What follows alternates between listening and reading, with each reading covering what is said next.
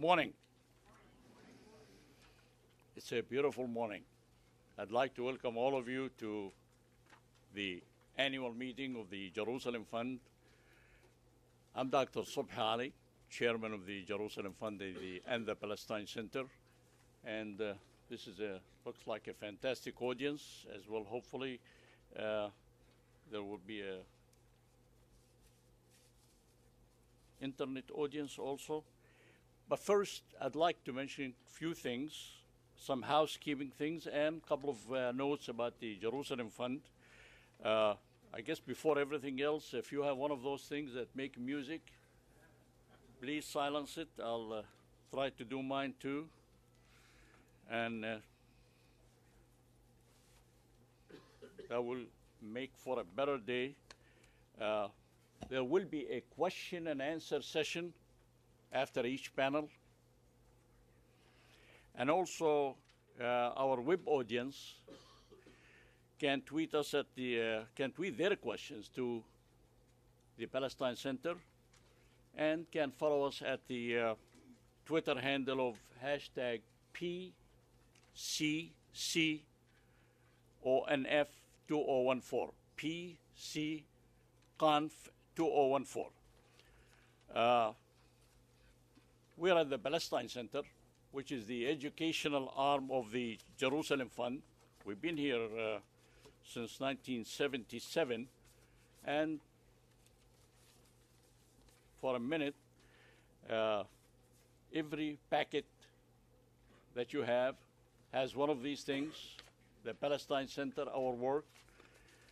It has the Jerusalem Fund, what we are and what we do, what we have been doing also since 1977, and our newest project in Palestine, which is the Palestine Diabetes Institute. We have headquarters in Albira, Ramallah. That's the center of Palestine. We opened a year ago a branch in Nablus. That's for the north.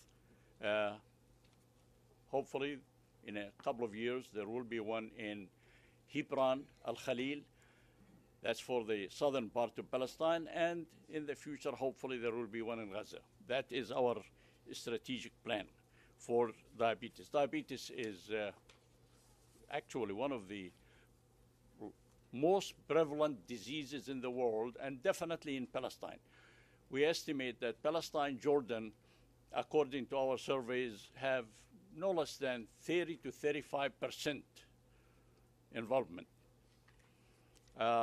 One more thing in your packets, something about the gallery, as well as our latest publication here, the Jerusalem Fund.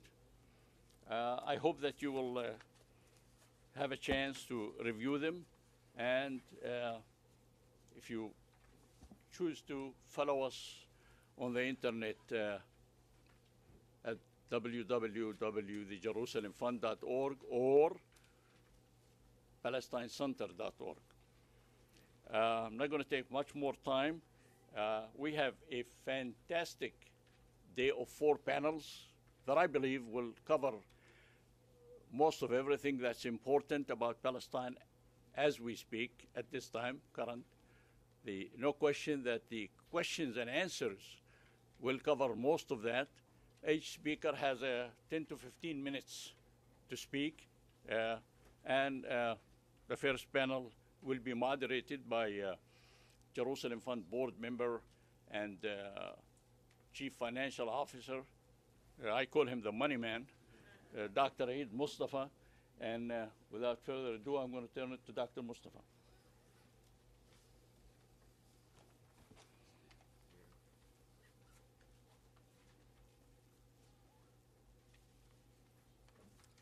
Good morning. I also want to join Dr. Ali in welcoming you here on this beautiful Friday morning. It's good to see you all, and appreciate you taking the time to be with us. This panel will have 3 panelists addressing the issue of the Palestinian refugees. From Gaza to Yarmouk, Palestinian refugees continue to carry the heaviest burden of statelessness. What challenges face refugees historically and today? What is the status of collective mobilization among refugees, and how are they preserving memory? What can be done to bring the grievances of refugees to the fore in Palestinian politics and before an international community that has forgotten them? These questions and more will be addressed by the panel. It is my pleasure to introduce the three panelists, and I will introduce them as they are in the program. First one is in my immediate right is Rochelle Davis.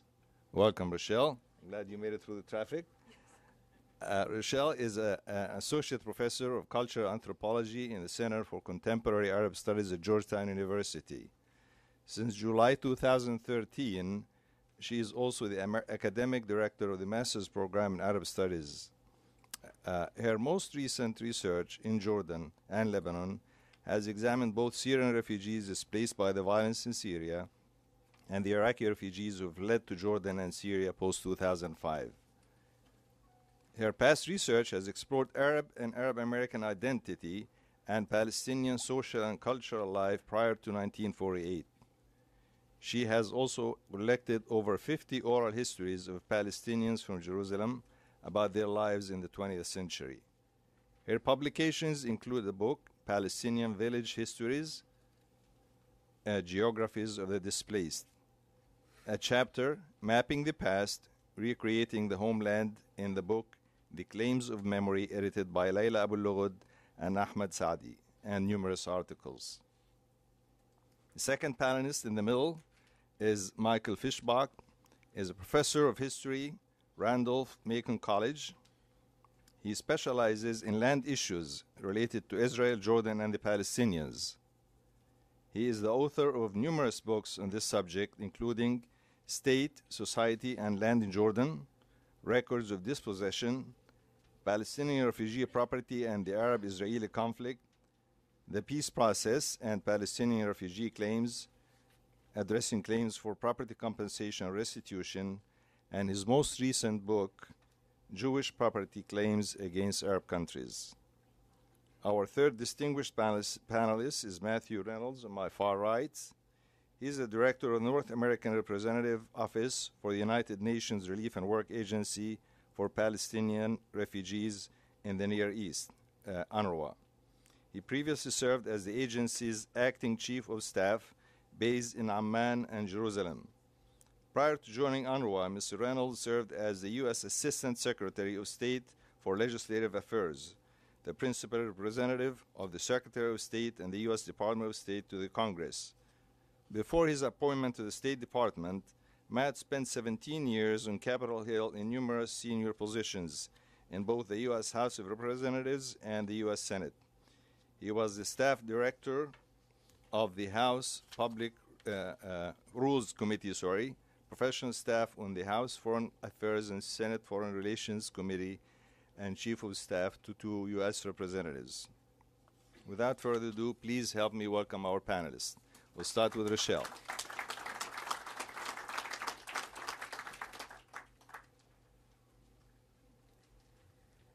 Good morning, everyone. It was an invigorating bike ride in, and so I will talk very fast because my adrenaline is going and it was cold out there. I'm going to talk about Palestinians in Syria, mostly because of the situation that they're in the last 3.5 years. And I'm a little bit uncomfortable speaking about this topic because there are many Palestinians who were born and raised in Syria and who now live in Washington and who could speak better for themselves. So I want to make clear that I'm speaking about them and certainly not for them.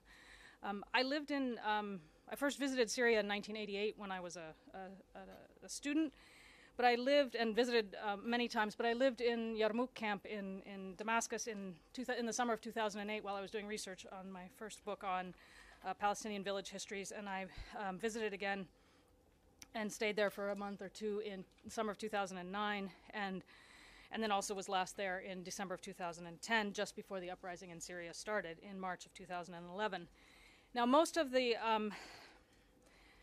Palestinian refugees in Syria are there since 1948, since the 1948 war.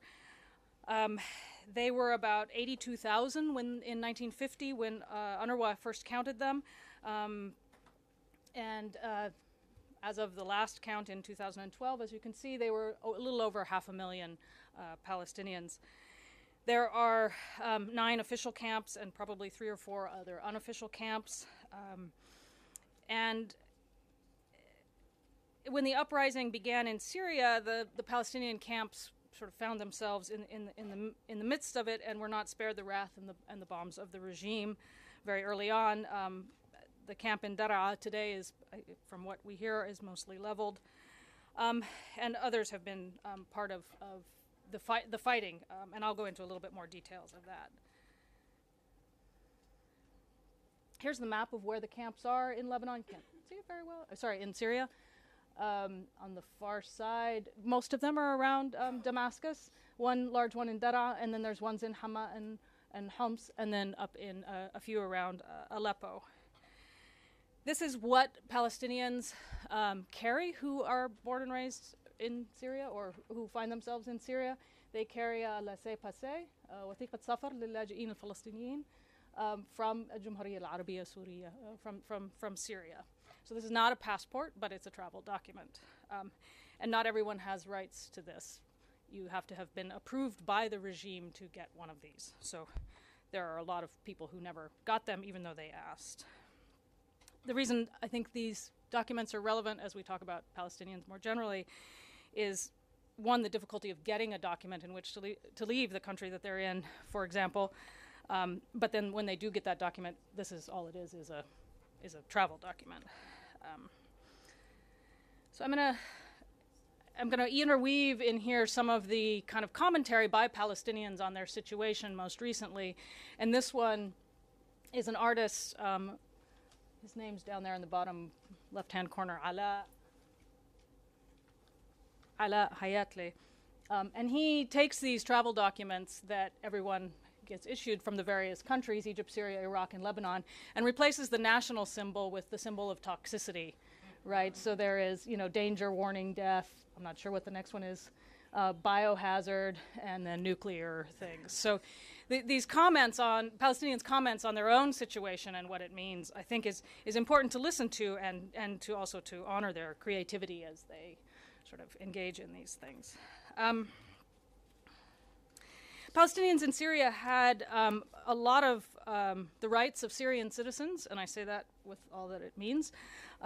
They could go to schools, they could go to universities, they could work in government jobs, they could own a limited amount of property, but they could not vote as Syrians. And so I don't think Syrians had a lot, Palestinians living in Syria, they didn't have many of the same complaints that Palestinians living in Lebanon did, for example. I'm going to talk a little bit about Yarmouk camp because I think it's been in the news and we all have followed their sufferings. There were approximately estimated 160,000 Palestinians, or probably more. As you can see from this map, it did not have borders. That red line is something that someone put on there. It bled into the areas around it, and the areas around it sort of interacted with it in all sorts of ways. It is just south of the sort of heart of Damascus, there in the city, and kind of amongst the suburbs there.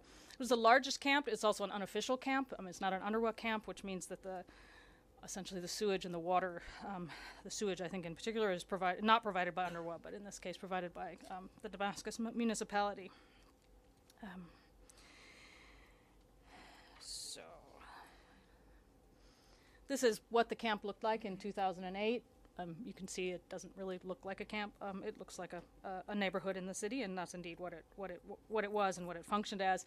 In Damascus, it was known as a place where, if you wanted to buy things for a little bit cheaper than other parts of Damascus, particularly clothing and other things, you would go to Yarmouk to buy things. So, one of the other parts of the equation of Palestinians in Syria, which is important to know here, is that all men, were conscripted into the army, just like Syrians are all conscripted into the army. but Palestinian men could be part of the Palestinian Liberation Army branch of the Syrian army. And I can talk in the questions a little bit more about all the factional politics that went on among Palestinians in Syria, but I'll mention it briefly here as well. And one of the things that here's another picture of the camp, for example, and some of the ubiquitous things you would see in Syria. But I think one of the things that is important to note, this is from a Fallujah school in Yarmouk, is that regularly out of school, all in various organizations, non-governmental organizations or civil society organizations, such that they could be in Syria, held lots of commemorative events to think of themselves as Palestinians and to continue to hold on to and mark those identifications. The village of Safuria, for example, is the name of one of the streets, and also a neighborhood in Yarmouk camp.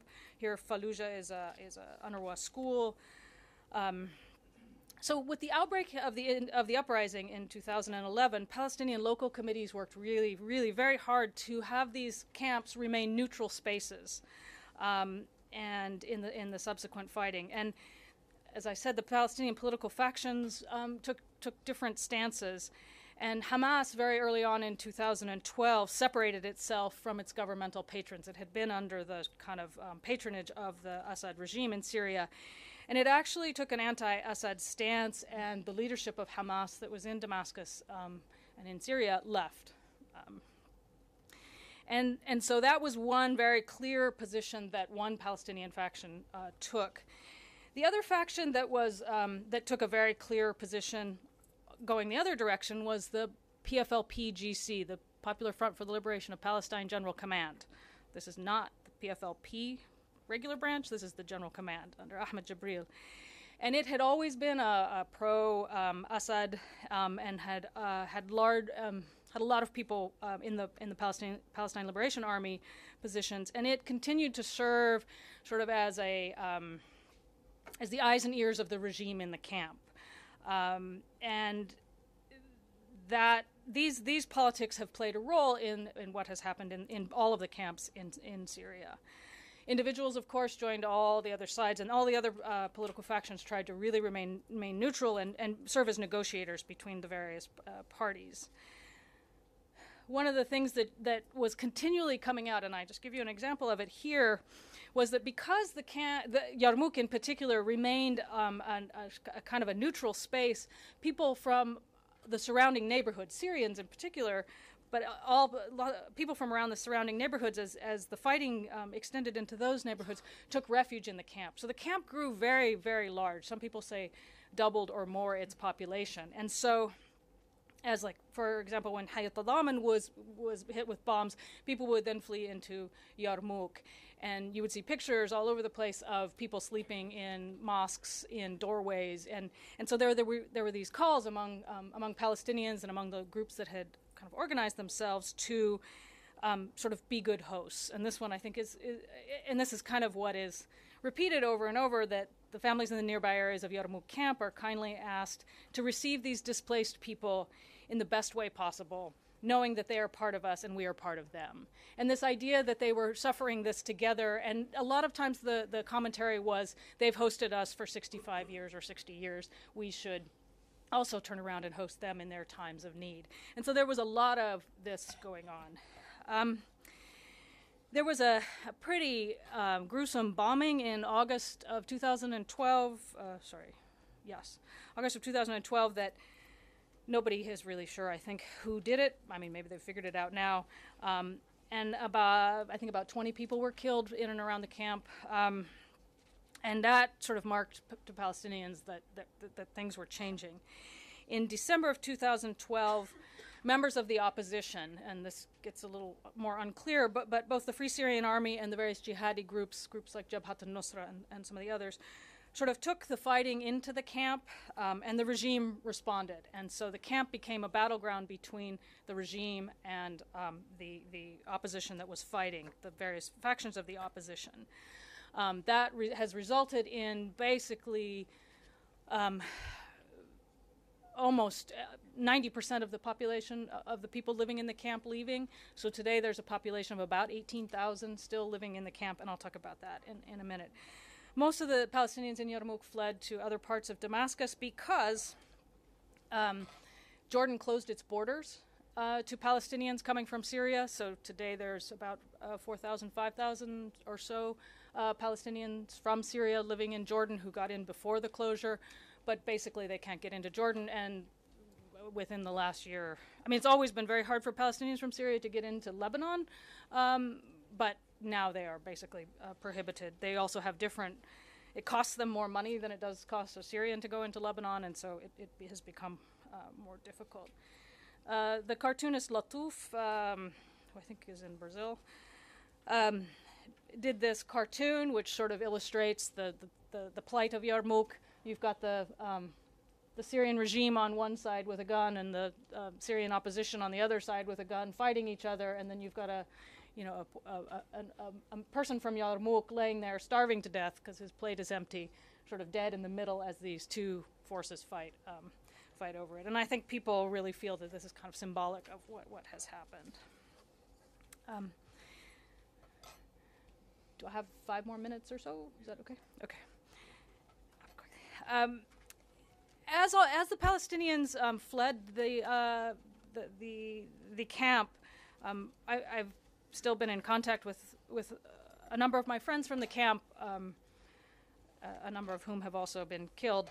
But as they fled from their homes, these were the places that they knew. And so many of them then sort of started to express themselves in ways where they said, I really now understand what my grandparents went through when they had to leave in 1948 or when they were kicked out of their homes in 1948. And they started to understand in a different way that longing for a place that they knew and the people that were around them and those sorts of things. And so they have these, they now have these kind of double understandings and double sort of double memories of places that are meaningful to them that they've been displaced from. And I think they sort of keep seeing this as a generational thing and also as a defining thing for what it means to be Palestinian.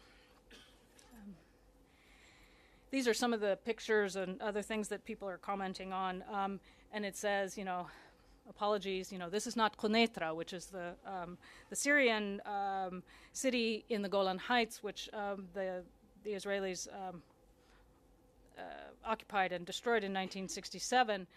And Syrians, people living in Syria would have seen images of Quneitra and its emptied out shell over and over and over again. And so any Syrian who would have seen this would have, said, oh, this looks like Quneitra. But they're saying, sorry, this isn't Quneitra, this is Yarmouk camp. So,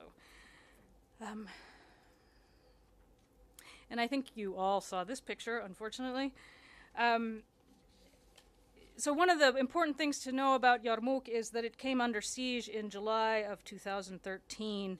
One of the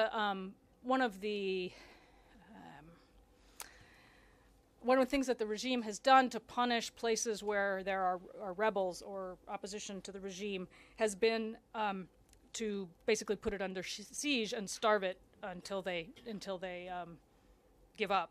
And sometimes that's a negotiated give up, and sometimes that's just people walking out. And this is what has happened to Yarmouk. The other factor in that, so the regime has not let people in, has not let UNRWA in, has not let the Syrian Arab Red Crescent or the ICRC in until very recently.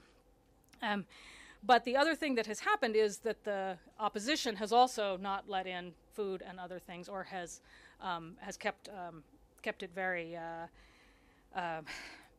charged very high rates for food. So we do have cases. I think 200 people have died in the camp, largely under these kinds of this sort of starvation regime.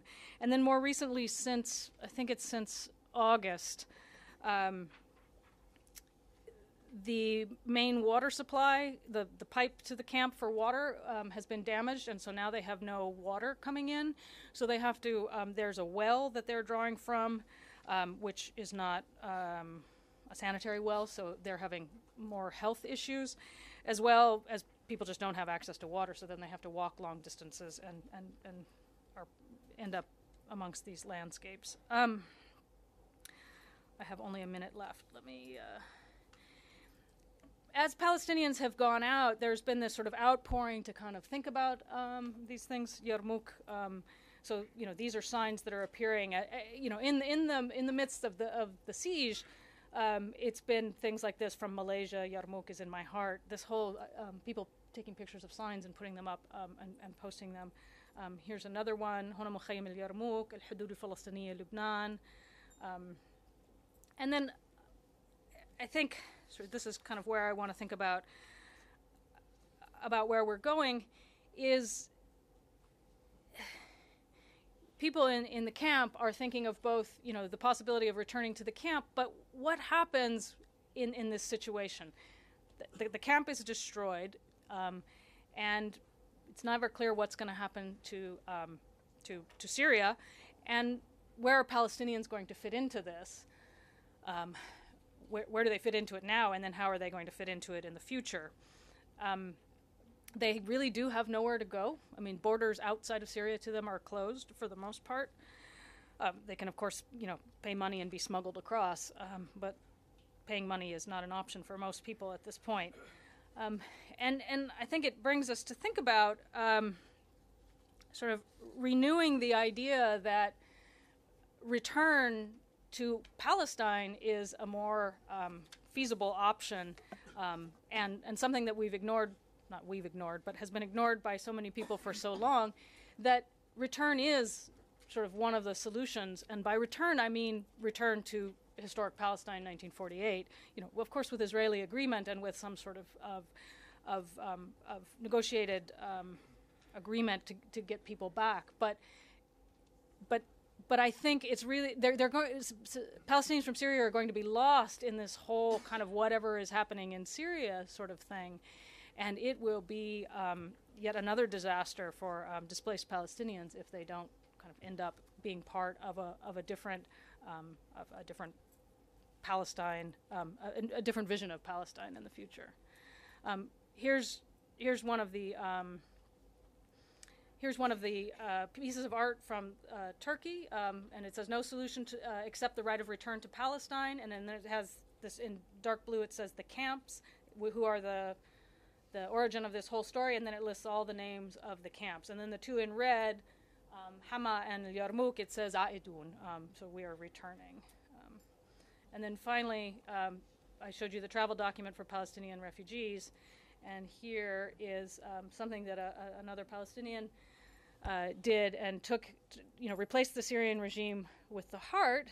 And as you will know from the Mahmoud Darwish poem that Marcel Khalifa sings, where he says, كل قلوب الناس جنسيتي فليسقطوا عني, and it's supposed to say جواز السفر, but in this case it says فليسقطوا عني وثيقة السفر للاجئين الفلسطينيين. So he plays with this idea of a passport, etc. So that's it. Thank you. Thank you, Rochelle.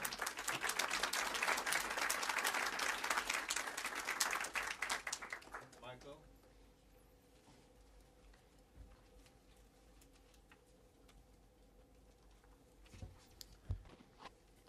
Good morning. I'd first like to thank the Jerusalem Fund, Subhi Ali and Samir Al-Qasim for all her help, Dr. Mustafa for chairing this panel. When I arrived in Washington yesterday from down in the Richmond, Virginia area, I was reminded in a somewhat frightening way that it was 30 years ago this year that I first came to Washington to study at Georgetown University and study with such people as Dr. Halim Barakat and Dr. Michael Hudson, both of whom are here. I had the privilege to be as my advisor when I later did my doctoral work at Georgetown, Dr. Hisham Sharabi, and so later went on as a student to work at places like the Institute for Palestine Studies and later the American Arab Anti-Discrimination Committee. So a lot has happened in 30 years, and certainly coming back to Washington is like coming back home. My interest in refugees goes back a long way, and I did want to mention that the first book that I wrote on the subject of the property claims of the Palestinian refugees pardon me, has now been translated into Arabic by the Institute for Palestine Studies, Sijilat al-Salb, and so that's available finally in Arabic. I don't get any royalties, so this is not a publicity stunt, but I'd like to leave this copy here with the Jerusalem Fund.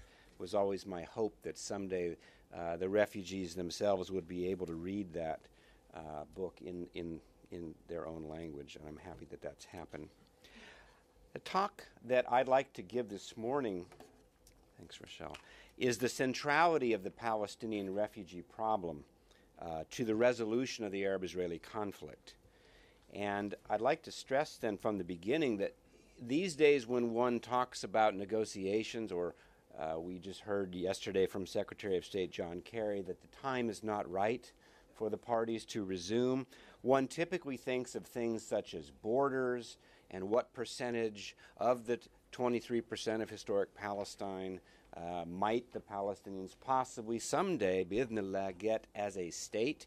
And we often forget the question of the refugees. And indeed, I'd like to argue this morning that that's not simply one of the issues that must be dealt with in the so-called final status talks, but indeed is really the essential issue that has to be dealt with. To begin then, I found it interesting that the massive media coverage of the recent war in Gaza failed to take note of an important point that I noticed right away, and that was it was essentially a war between Israel and Palestinian refugees, not just a war between Israel and Hamas.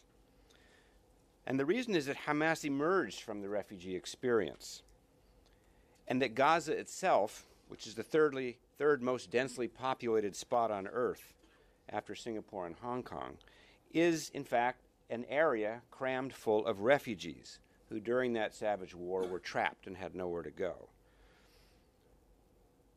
The Gaza war and Gaza itself then are intertwined deeply with the Palestinian refugee problem, and they have been since 1948. Indeed, a quarter of all Palestinian refugees who are registered with UNRWA live in Gaza, and 65% of Gazans are refugees, meaning statistically that at least 65% of the 2,100 Palestinians killed this summer in Gaza were refugees. They were trapped just like all other refugees. So what I'm really saying is that Gaza and the Gaza war are emblematic of the refugees and the entire struggle between Israel and the Palestinians since 1948, which in its entirety has been deeply interconnected with the refugee issue. That means that any peaceful resolution, not simply to the question of Gaza, but to the entire conflict between Israel and the Palestinians, must include a satisfactory resolution of the refugee problem, not merely as an addendum to some kind of land for peace formula, but I argue as a central component of the entire peace deal. First, in my talks today, I'd like to note a few statistics about Palestinian refugees today, point out the ultimate meaning of the refugee issue for them.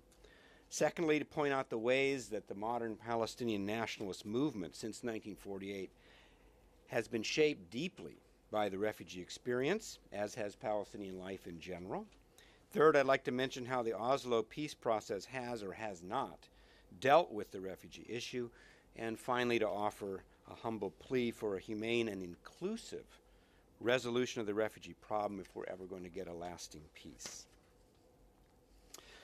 First, some facts about the refugee. According to the United Nations High Commissioner on Refugees, the plight of the Palestinian refugees today is, quote, by far the most protracted and longest of all refugee problems in the world today. About 40% of all refugees around the world are Palestinians, which is the plurality. And of the world's 11 million Palestinians, a majority, just over 7.1 million or 65%, are refugees.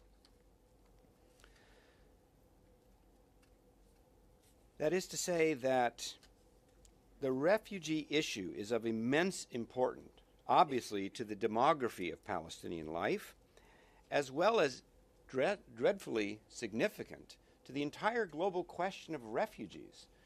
And I note that when people talk about refugees, we talk globally about seemingly everything but the Palestinians.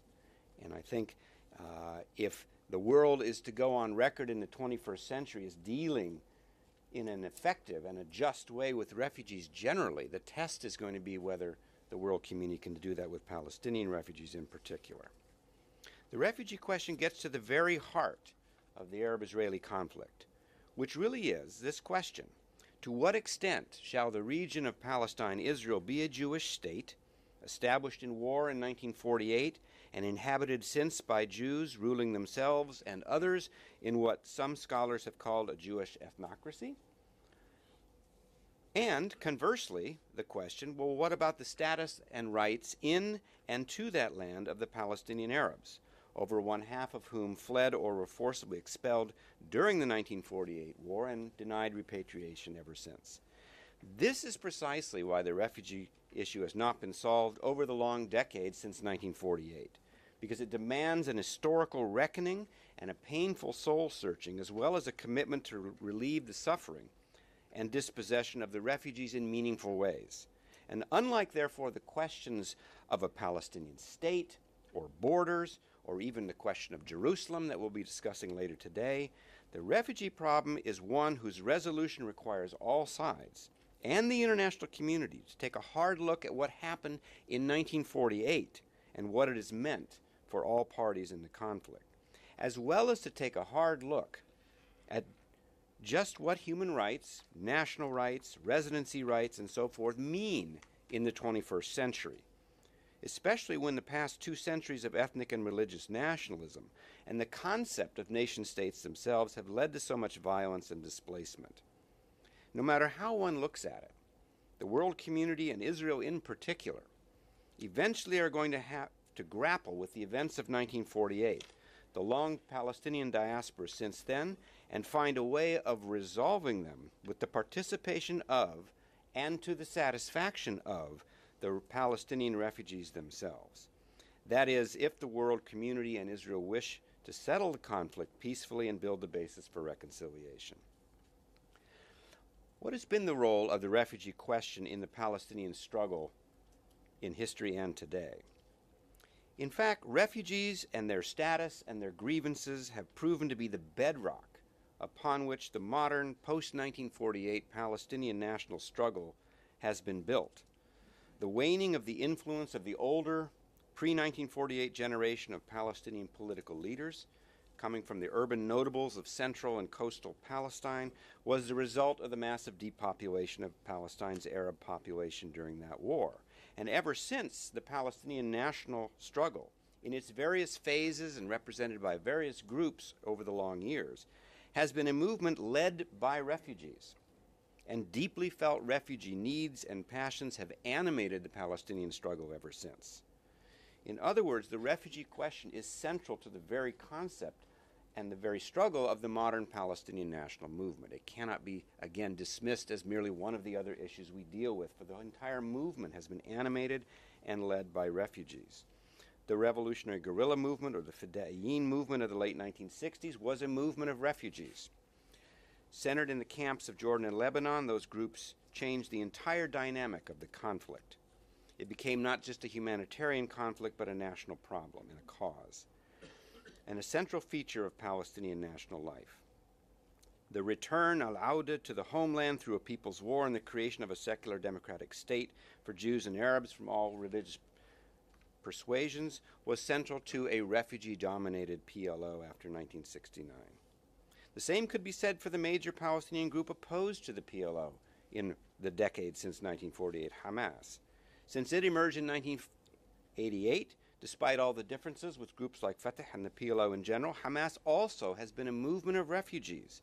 Its hardline rejectionism is really at heart an expression of the ongoing demand for justice for the refugees of 1948 and frustration with what many of those refugees perceive as the failure of the Oslo process to deliver. So what has been the role of the refugee issue in an attempt to negotiate a peace deal? The Oslo Accord, signed in 1993, 21 years ago, set the stage for a resolution. But until today, unfortunately, the refugee issue has not come up. It initially was sidelined as one of the so-called final status talks, and despite a few attempts, no status talks of any consequence occurred, no agreement has emerged, and the refugee issue has lain on the back burner. The reason for this impasse, as I said before, is that eventually dealing with the refugees has to deal with 1948. That Israel in particular has to open the portfolio of 1948. The Oslo process, whatever else one says about it, is essentially a process that takes as its beginning 1967 and deciding what percentage of the West Bank and Gaza might go to a Palestinian political entity. But the refugee question reminds us that at heart, resolution of the Arab-Israeli conflict is going to have to go back further and deal with 1948 and what that meant for Jews and Arabs in Palestine and in Israel-Palestine today. Israelis have been loath, as their supporters have, as has the United States, in allowing the peace process to go back to 1948. For many Israelis, allowing in refugees has been said at least to mean hundreds of thousands of Arabs returning to Israel, which would dilute the Jewish population. Allowing in these people's minds too many Arabs to return would endanger Jews' ability to retain their ethno-religious domination in a state that is based on the idea of Jewishness. I myself know of no other state on earth, not Serbia or Cyprus or anywhere else, where one can freely admit so clearly and publicly of the desire to keep other people from other ethnicities and religions out in order to maintain the ethno-religious purity of the state. But the reality is not that. The reality is that most Palestinian refugees will not return, but it is a choice that they and they alone must be allowed to make. In any event, it is not simply a matter of justice to deal effectively with the refugee issue. It is a practical matter. It is a practical matter. It is not simply a question of human rights. For a deal, a peace deal to work, both Israel and the Palestinians are going to have to sell a peace deal to their respective sides. And if the refugees themselves do not feel at least a modicum of satisfaction about any proposed solution that deals with their question, they're going to reject it. So it's eminently practical and not simply in the realm of human rights and doing what is historically just, but it is eminently practical to expect and demand that a refugee settlement be something that the refugees can accept, that they themselves are a part of and not negotiated on their behalf, in order for peace to take effect on a permanent level. I hope in these brief comments I've been able to give a sense of the centrality of the refugee issue, both to modern Palestinian life, certainly politically, but we could also talk about culturally, as well as the centrality of its resolution for any real chance of peace to take place. Perhaps we can talk about some specific things later on in the discussions, but for the time being, thank you very much.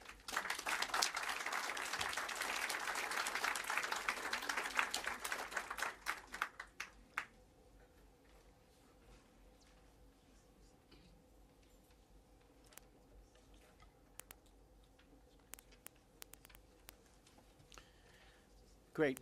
Thank you very much. I'd like to thank Dr. Ali and thank the Jerusalem Fund and the Palestine Center for including UNRWA in today's program. In just over 3 weeks' time, it'll be no less than 65 years since the adoption of UN General Assembly Resolution 302, which created UNRWA to provide relief and works for the benefit of Palestine refugees in the Near East. You know, the registered Palestine refugee community today is approximately 5.1 million, just under a third of the world's total refugee population, and some 40% of long-term refugees globally. By way of comparison, the number of registered Palestine refugees is equivalent to the population of the state of either Colorado or Minnesota. UNRWA is tasked with providing these refugees with humanitarian and human development services in our 5 fields of operation: Gaza, the West Bank, including East Jerusalem, Jordan, Lebanon, and Syria. About 30% of all refugees live in 58 official camps. While UNRWA does not administer or run any of the camps, we provide the following core services in them and in other neighborhoods where refugees reside. Education, over 500,000 refugee children in 700 schools. If we parachuted UNRWA's school system into the U.S., we would be the 3rd largest, after New York and Los Angeles. Primary health care. We service 12 million patient visits in 138 clinics. Social relief services, providing over 1 million refugees with food assistance and other welfare services to help alleviate the pain of poverty. Job creation and training, encouraging a brighter future through innovative entrepreneurial microfinance initiatives and vocational training programs in 10 community colleges. Camp improvement, rehabilitating basic shelters, or in the case of Nahr al-Barad in Lebanon, rebuilding an entire community and expanding access to clean water and sanitation. And protection and advocacy, obtaining full respect for the rights of refugees under relevant international law. In many ways, UNRWA is a parallel government, at least in delivery of community services devoted directly and exclusively to Palestine refugees. Historically, UN resolutions on Palestine have never been short of language suggesting the temporary nature of the situation of Palestine refugees. For example, Resolution 302 states that the General Assembly recognizes, without prejudice of the provisions of the General Assembly Resolution 194, I love all this UN speak, continued assistance for the relief of Palestine refugees is necessary to prevent conditions of starvation and distress among them, and to further conditions of peace and stability, and that constructive measures should be undertaken at an early date with a view to the termination of international assistance for relief. Well, here we are, still waiting, 65 years later, for these, quote, constructive measures to come into fruition. We are also still waiting for a just settlement of the refugee problem to be found in accordance with the relevant resolutions, including Resolution 242 of 22 November 1967. We're still waiting for negotiations foreseen in Resolution 338 of 22 October 1973 to establish a, quote, just and durable peace in the Middle East, unquote, to be realized. So it's against this backdrop that we examine the exceptionally charged and difficult circumstances affecting the Palestine refugee population today. It has become apparent today, more than ever, and despite all the pessimism and skepticism that surrounds us, that hope is needed and a political action is urgently required to tackle the fundamental issues that determine the fate and the plight of Palestine refugees. It has been a torrid year for UNRWA, with the exception of the Arab-Israeli wars of 1948, 67, and 73. UNRWA and the Palestine refugees have not faced the present level of crises across all 5 fields of operation until now. It is simply overwhelming. In Gaza, Palestine refugees and non-refugees alike are just emerging from the unprecedented violence and destruction experienced during the 50-day conflict in July and August. During that time, nobody and nothing was safe anywhere in Gaza. We have all been shocked by the killing of over 1,500 civilians in Gaza, including 538 children, 306 women, and 11 of my UNRWA colleagues. Some 1,500 children have been orphaned, 11,000 people were injured, including another 1,000 kids who will live the rest of their lives with permanent disabilities. 5 civilians in Israel, including a little boy, have also been killed. We have witnessed the widespread traumatization of civilians and children and the obliteration of homes, leaving 110,000 homeless. That's equivalent to half the entire population of Arlington County right across the river. The loss of the livelihoods, the destruction of more than 500 businesses, and the crippling of the Gaza power plant, the killing of 40% of Gaza's livestock. I don't know how they fit into the violence, as well as the wrecking of prime agricultural land. This latest conflict has pushed many Palestine refugees over the edge into isolation and despair. The accent now is on rebuilding Gaza. For major rebuilding to take place, the commercial traffic through the crossing points into Gaza needs to be massively and sustainably expanded. This, in turn, requires the full and swift implementation of the UN-brokered temporary reconstruction mechanism between Israel and the Palestinian National Consensus Government. But for there to be any real future for the Palestinians in Gaza, it must be made into a livable place again. This means, as the UN Secretary General has recently emphasized, once and for all addressing the underlying causes of the Israeli-Palestinian conflict, an end to the nearly half-century of occupation, and the full lifting of the illegal blockade of Gaza. A manifestation of the current and growing despair is the readiness of the increasing number of people who have put their lives at risk in the hands of ruthless human traffickers in search of a new beginning in Europe. Many Palestinians in Gaza have failed in this attempt and have tragically lost their lives. For the first time, many are seeking an alternative for their children outside of Gaza. People determined to stay and stick it out in the past are looking at things differently now.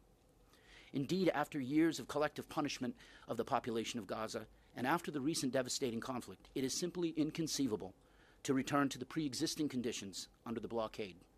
A change of paradigm is required, and only the dedicated and determined political action by the international community can bring it about. You know, as Chief of Staff of the IDF, General Benny Gantz said just a few weeks ago, quote, "At the end of the day, 1.8 million Palestinians live in Gaza, and the quiet is also dependent on the trend of creating economic hope there," unquote.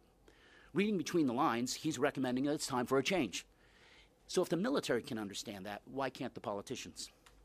Rochelle spoke about the catastrophic conflict in Syria. Syria used to be one of the safest and most stable places of refuge for Palestinians. Many refugees did not require UNRWA services. Today, almost all need emergency and other services from UNRWA. The plight of these refugees, highly precarious, is all too often forgotten. UNRWA itself has lost 14 staff in Syria and has 24 missing or presumed detained. And despite the harsh and dangerous conditions, our over 4,000 local staff continue to provide food, temporary accommodation in shelters, cash assistance, psychosocial support, primary education, and health care. Speaking specifically about besieged Yarmouk, since mid-January this year, UNRWA's periodic distribution of food and hygiene kits has slightly eased the previous conditions of widespread hunger and helped head off the spread of disease like typhoid. However, access remains irregular and the refugees remain trapped. UNRWA continues to press the parties to cease hostilities and provide for full humanitarian access and the restoration of UNRWA services. Similar situations to Yarmouk can also be found in other camps and other gatherings in Syria. We remain the safety net in many different ways that keeps the Palestine refugee community together. Regardless of the place of refuge, Syria, Gaza, or the other fields I have not even touched on today, the West Bank, Jordan, and Lebanon, a growing challenge to the Palestine refugee and overall peace is international fatigue, both political and, in the case of UNRWA, donor financial fatigue. Though I do have to point out that the United States remains UNRWA's largest bilateral donor, and we are extremely thankful to the U.S. government and to the American taxpayer for its continued generous financial and political support. While the new ISIS crisis in Syria and Iraq has expectedly garnered much media and public attention, the recent horrific war in Gaza reminds us that the Arab-Israeli conflict, with its roots reaching deep into history, is still with us today and continues to cast its dark and unyielding shadow across the Middle East, touching virtually every issue affecting the relationship between its people. It remains the primary determinant of regional stability and prosperity. As is frequent with conflicts, what is often forgotten is that in this case, too, peace is ultimately about people. There can be no peace with almost 5 million refugees living in tentative existence and the Palestine refugee issue unresolved. Palestine refugee concerns remain not only unaddressed, but are consistently removed from the narrative of negotiation and peace processing. While UNRWA will continue to provide needed humanitarian services, we remain only a temporary crutch and not a viable permanent solution. Thank you.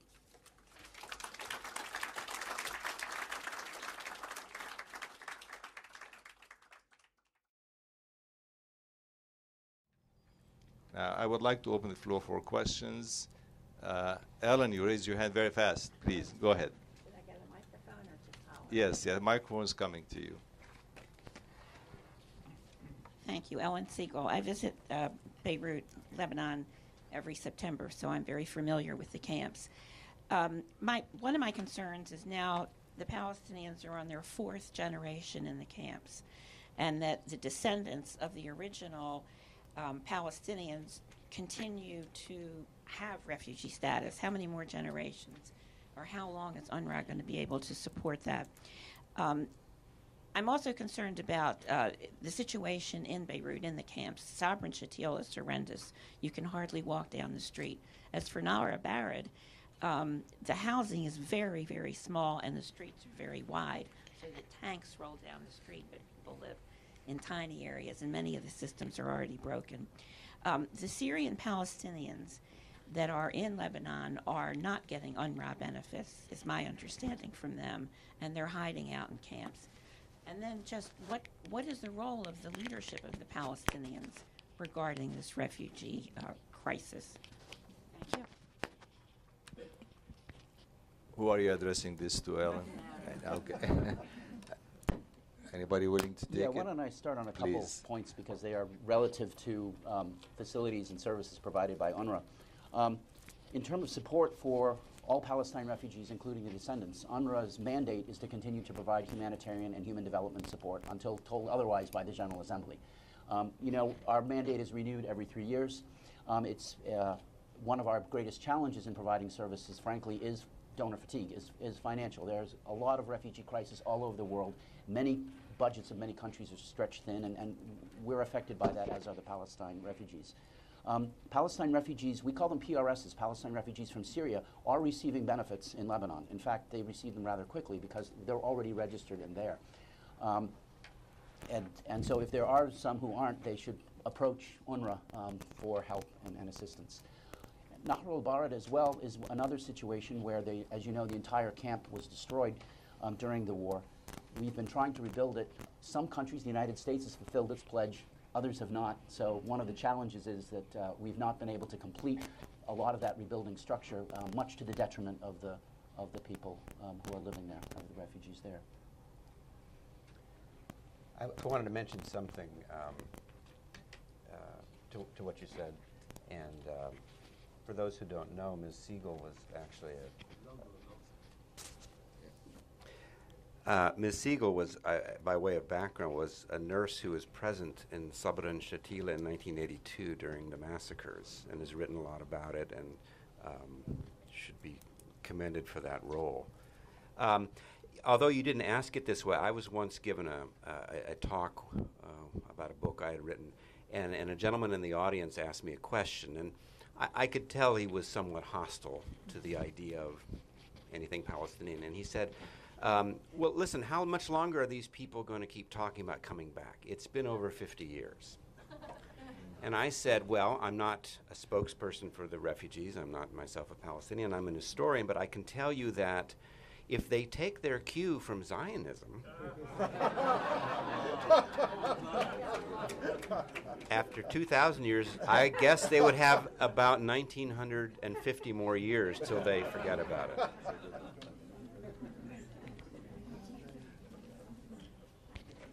And next, Mr. Hishmi, please. Yes, thank you. My name is George Hishmi.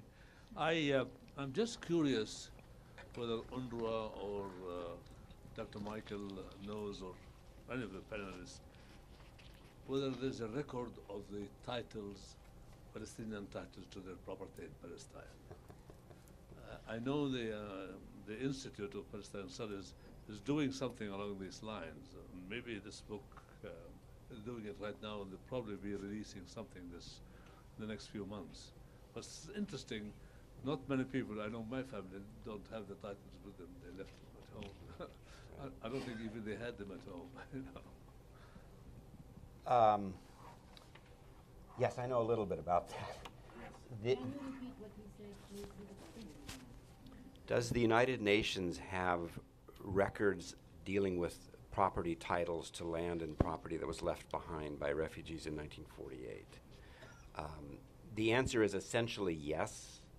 From 1952 until 64, the other UN organization that deals with Palestinians, the United Nations Conciliation Commission for Palestine, assembled records based on British land documents and British tax documents, assembled a list of properties that in Israel had, prior to 1948, had been owned by Arabs, most of them Palestinians, not all.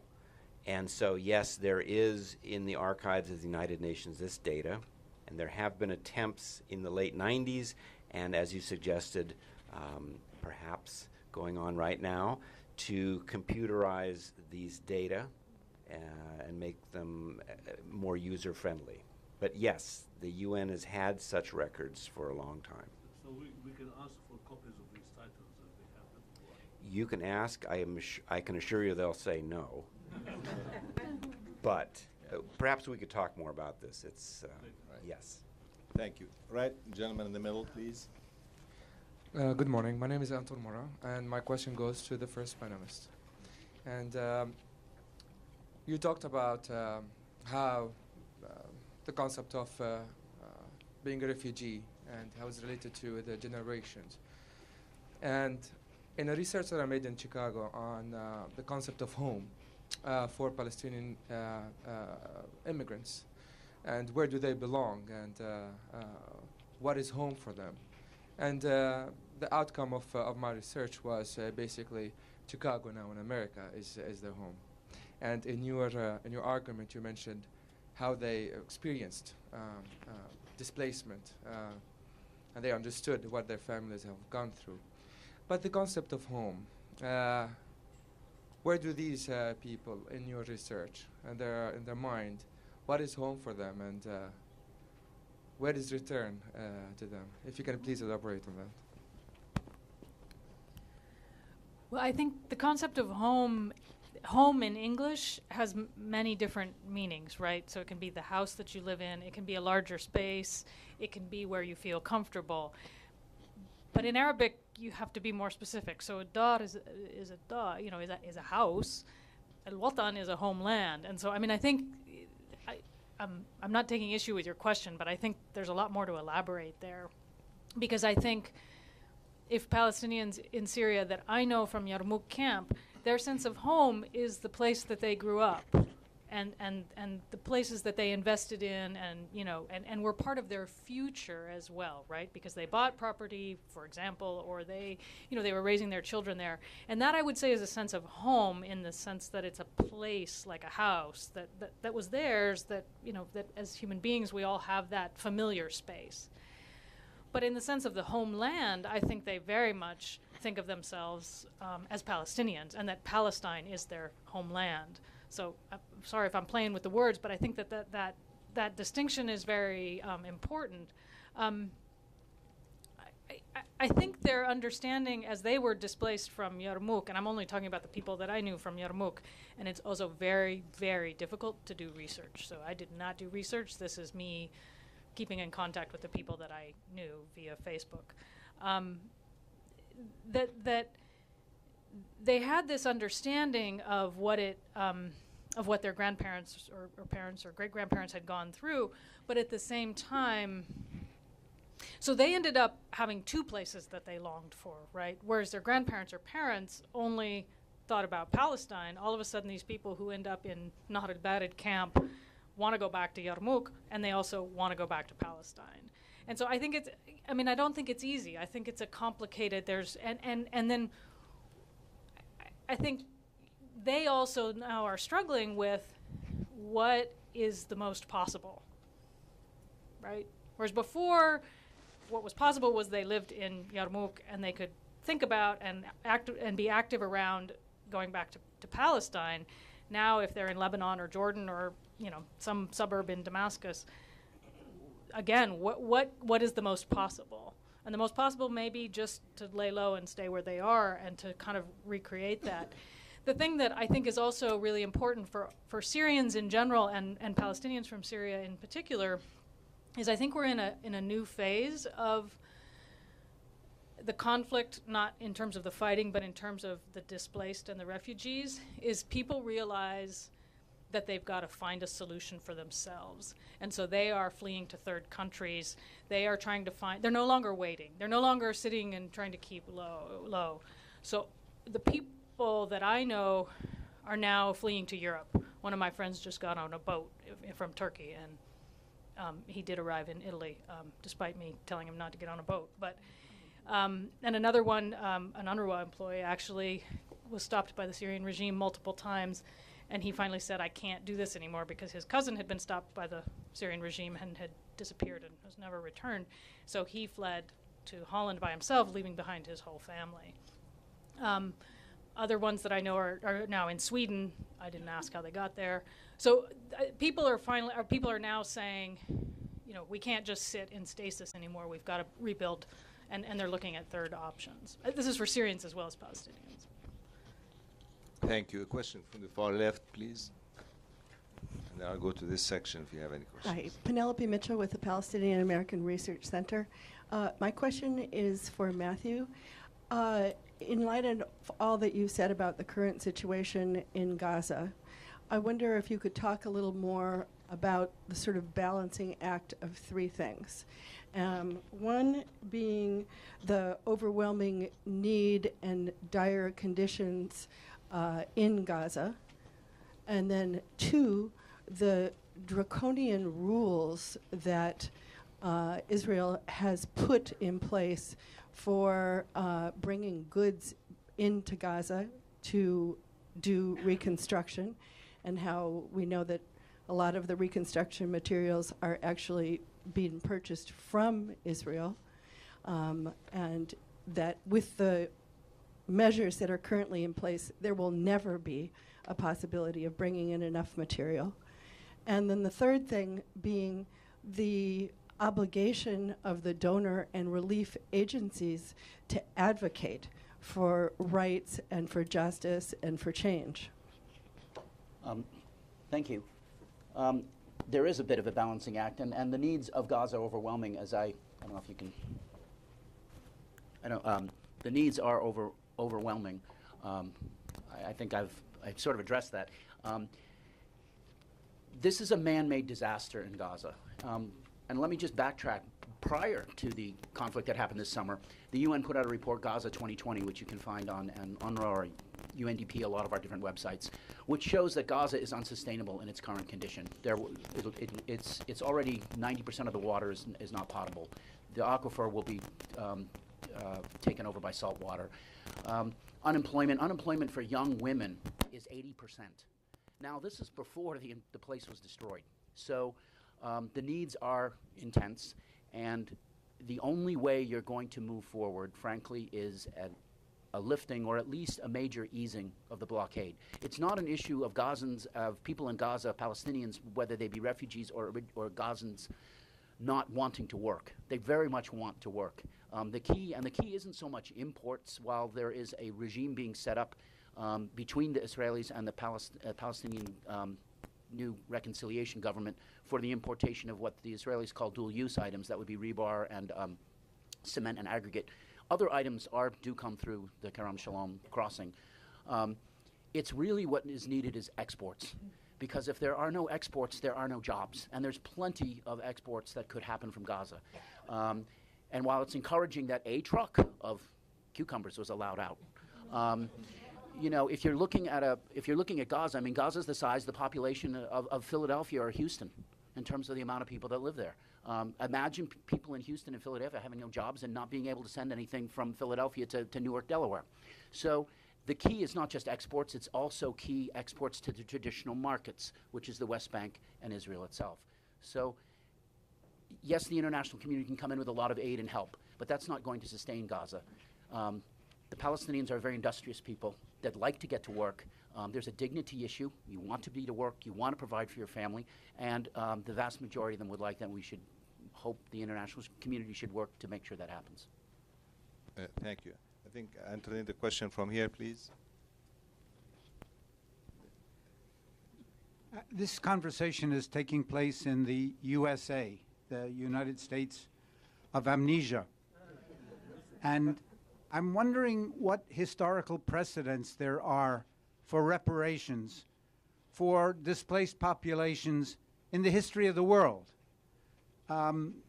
This panel is obviously talking about a specific place, a specific time, but are there historical precedents for reparations, including a right of return, for populations that have been displaced from their homeland?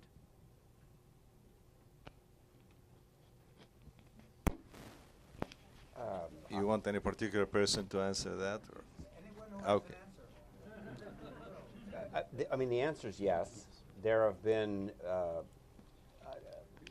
formal population transfers, if you will. One could think of Greco-Turkish in the early 1920s, in the Indian subcontinent in the late 1940s. Now, the question of a population transfer as far as Israel and Palestine is very controversial, and typically one side thinks that way, and it's not the Palestinian side. As far as things like reparations, I mean, the most major example in the 20th century was the reparations of the West German government to both Israel and international Jewish organizations in the early 1950s. More recently, you've had examples like in the 1990s, the ending of the war in Bosnia. In that case, the United States, in the Dayton Agreement in Dayton, Ohio, was actually quite insistent on the right of every displaced person in Bosnia, so-called Croat, so-called Serb, so-called Bosniak or Bosnian Muslim, the absolute right to return to a home. Now, that's not the case in Israel-Palestine, but the United States was quite vociferous in that case. And there was something called the Annan, the Kofi Annan plan in Cyprus, which ultimately failed to take place in the 2000s, which also had a fairly comprehensive solution for the Greek Cypriot, Turkish Cypriot problem that dealt with everything from restitution of property or compensation for property, population movements, and so forth. So both on the ground and theoretical examples, there have been cases, a number, that have dealt with such complexities about both people and property. Yes. Thank you. Let's take this question from the audience online. I think this goes to Michael as well. What does compensation entail for Palestinian refugees? Very quickly, there are really two dimensions of it, and thank you for your online question. The one of them deals with property.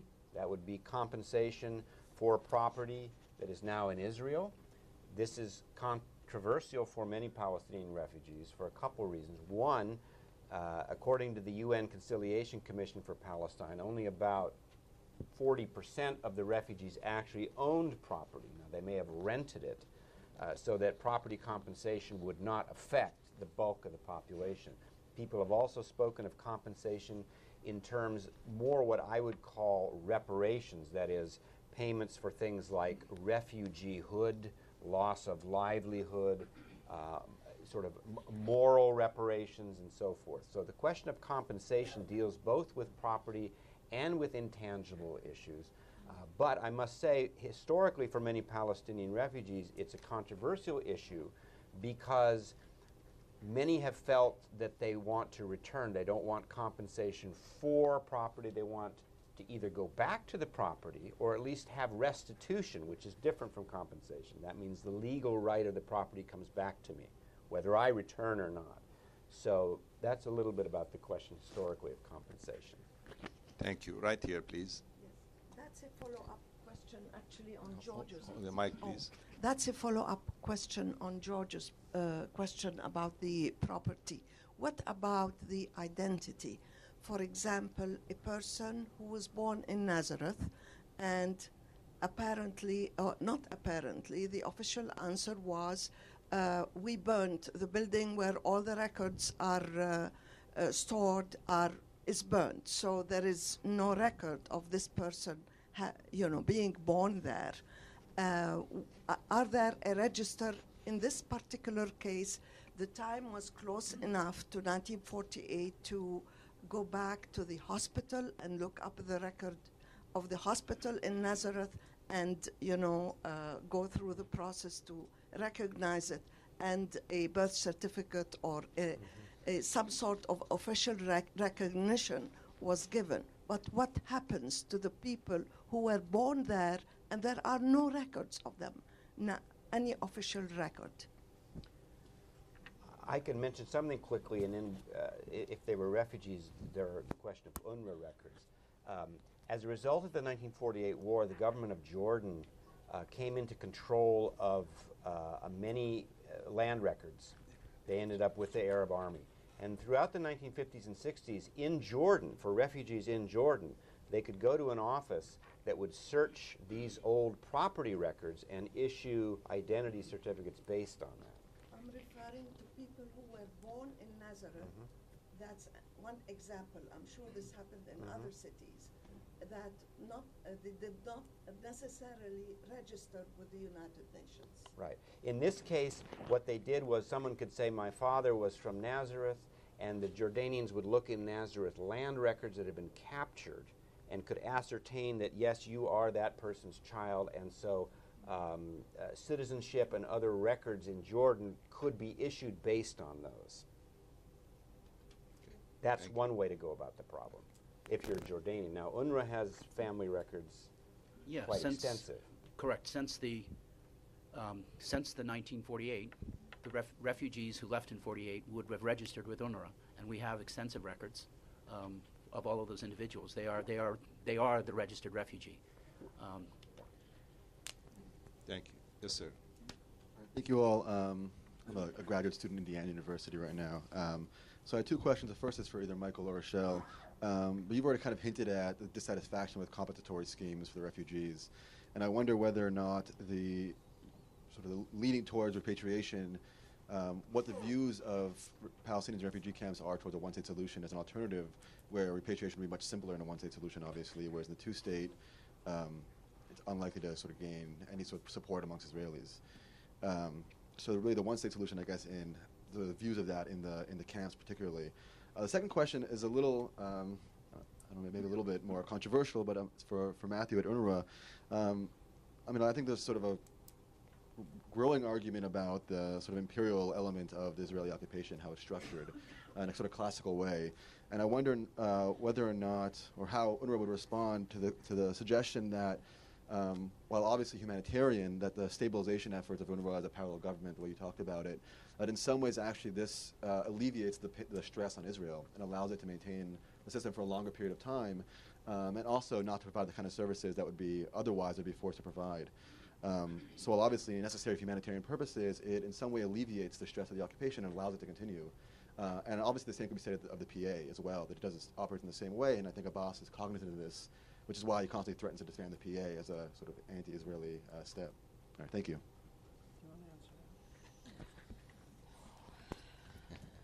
I can try, but you talk to people. Well, I think I'm not on. You know, there's a lot of Palestinians out there. Yeah, you turn it off. Yeah, turn it off. Now you can hear me. There's a lot of Palestinians out there, and I don't think there's one answer to your question, and I am not a Palestinian, and I'm not particularly comfortable answering that question. I think the one-state solution is a solution that opens the door and allows for more people to figure out what they want to do and are able to do, and then a two-state solution does. So, but I think I'm going to not answer your question by answering it in a different way, and that is that the refugees in Lebanon, Syria, and Jordan in particular, and then further outside that, I think have not felt that they've ever had a voice at the negotiating table through in the post-Oslo, well, during Oslo and in the post-Oslo environment. And so I think they would be very wary of negotiated solutions, because I think they feel like their voices have not been included in those solutions, or what has been proposed, or what has come out of them. That's what I'm going to say. Matt? Yeah. UNRWA operates off of a General Assembly mandate, and that mandate is to provide humanitarian and human development services until the mandate is changed by the General Assembly. We don't have a political mandate, which is very different than UNHCR, actually, the other refugee agency. So in that light, I'm very careful not to want to get into discussions of the politics in the West Bank and with the Israelis and the PA. But I would say that it is important for this population to receive our services. We will provide them. If others make a change to that, then that change happens. There are some in the United States in particular who've said, well, why don't you just get rid of UNRWA, because that'll get rid of the refugees. And you laugh, but it's been raised on more than one occasion by a lot of different individuals. So I mean, in that light, we're there to provide. If the politicians, if the Israelis, the PA, the General Assembly, the United States, whomever wants to make that change, we'll follow whatever change we're told. Yeah, we'll have time for a couple of questions right here first, then from the far right there, and then if we have time, we'll take a question from the left side. Thank you very much. Benjamin Tour, retired diplomat. With the microphone. Thank you very much, Benjamin Tour. Would the panelists give us a sense of the general tenor and of the discussion in the negotiations of the refugee issue and the respective positions of the Palestinians and the Israelis? The negotiations are supposed to be secret, but there's a lot of leakage, including through WikiLeaks and so on.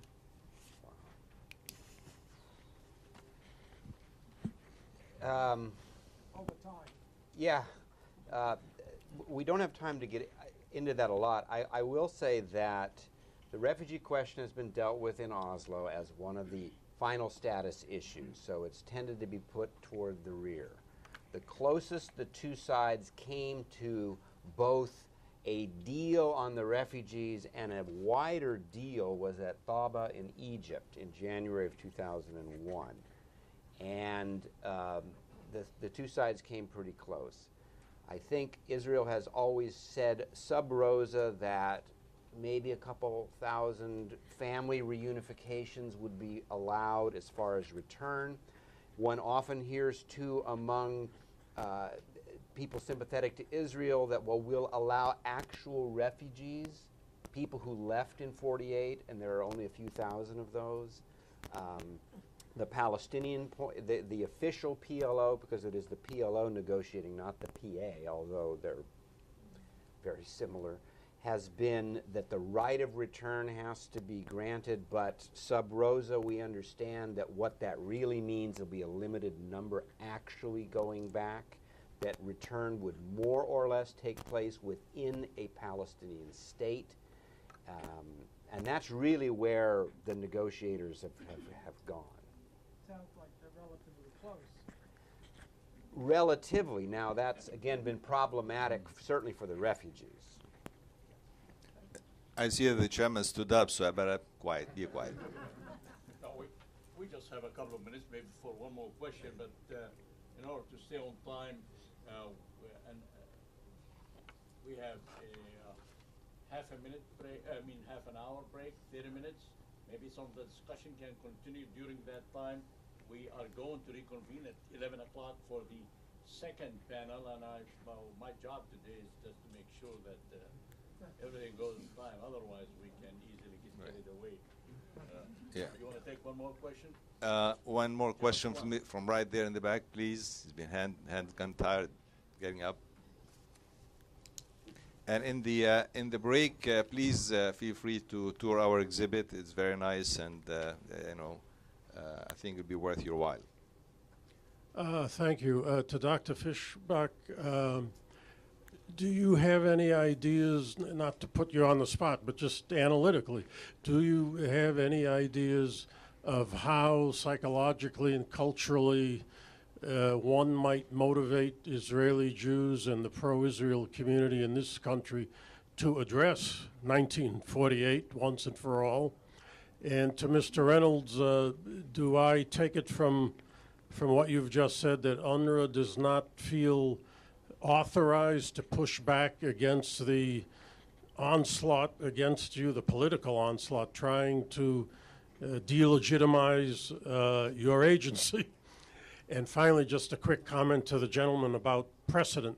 The U.S. Congress not that long ago voted, I think the figure was $20,000 to every Japanese American family interned in this country during World War II. I don't know if that was restitution or reparations, the concept, but there is that precedent that the United States government, maybe 15 years ago, paid out money to people who were, in effect, temporarily forced to become refugees. Thank you. This is our last question, but please answer. Go ahead. Very quickly, I would say I would encourage Israelis not just to think about 1948, but an even deeper question and a very existential question, and a hard one. And I'm not Israeli and I'm not Jewish, but that is, has Zionism really worked? Is what motivated the creation of a Jewish state, which was the savage persecution in Europe, what ultimately benefited Jewish people the most? Immigration to a society that, for all its faults, but at least on paper, is a multi-ethnic, multi-religious state, such as the United States, where most Jews who left Eastern Europe came to the United States, or the creation of a Jewish state in Palestine with everything that happened. In 2014, I would encourage Israelis and their supporters to say, where are Jewish people safest? Where can they express their cultural and religious identity the freest? Where do they feel the most prosperous? And where do they feel the most hopeful? And that's a hard question. But if the answer is Zionism, okay. If you think that for all its original merit, the idea may not have guaranteed those things, as, for instance, Jews who came to the United States, which is essentially the exact opposite of Zionism, not a Jewish state, I would encourage people in dealing with the tough question you raised to begin pondering that. For my future and that of my children and grandchildren, what is the option for me as a Jewish person seeking my safety, my cultural identity, and my prosperity into the 22nd century? Is it going to be this route or this route? And if it's this route, I think that opens the door for Palestinian participation in a joint life in that part of the world. And I would encourage Palestinians to do the same thing. Is setting up a Palestinian state really what you need, or is what you need something more basic in terms of safety and future and things like that? Matt? Yeah, very briefly, with regard to sort of onslaughts, if you will, against UNRWA, I think the best answer to that is education. We have an office here in Washington that's able to provide information, factual information. There's a lot of misinformation about UNRWA and about the Palestine refugees. We're happy to provide that. We're very glad to have opportunities and have partners like the Jerusalem Fund and the Palestine Center, which are able to help disseminate that information. I think it's very important also to remember, and something to share perhaps with Americans, is that ever since UNRWA's creation, UNRWA has received a very, very strong bipartisan support, particularly from the executive branch, whether it was the last president, President Bush, which there was a major increase in UNRWA funding, and today with President Obama, where that has continued. And you've got to ask yourself, and maybe ask critics to ask your own government, why it is that there has been this strong bipartisan support for UNRWA. If what people claim about UNRWA is true, then this would not exist. It defies logic. So part of that is ask your government, because I'm very satisfied of the very strong and good answer that you will get. Thank you. Thank you. You've been a great audience. Thank you very much. Please thank the panelists.